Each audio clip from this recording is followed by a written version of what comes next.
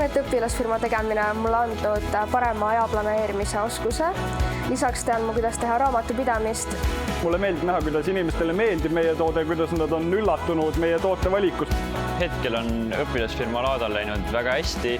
Oleme peaaegu müünud ära kõik oma toodangu. See on meie teine laat, käisime nii Paikusel ja praegu oleme siin Kaubamajakas. Inimesed tunnevad huvi, käivad ise, uurivad tooteid.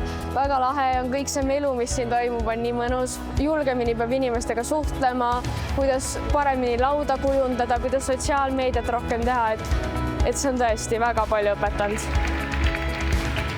Õpilasfirma on andnud mulle väga palju kogemust, kuidas käia ümber rahaasjadega ja kuidas töötada ühtse tiimina. Meil on väga hästi läinud, eelmine laat müüsime kõik välja, see laat ka pakki äärest läheb. Ta on andnud mulle tiimitööoskust palju. Rohkem peaks teistega läbi rääkima mingeid asju. Et see suhtlus peab olema, muidu ei saa mitte midagi teha.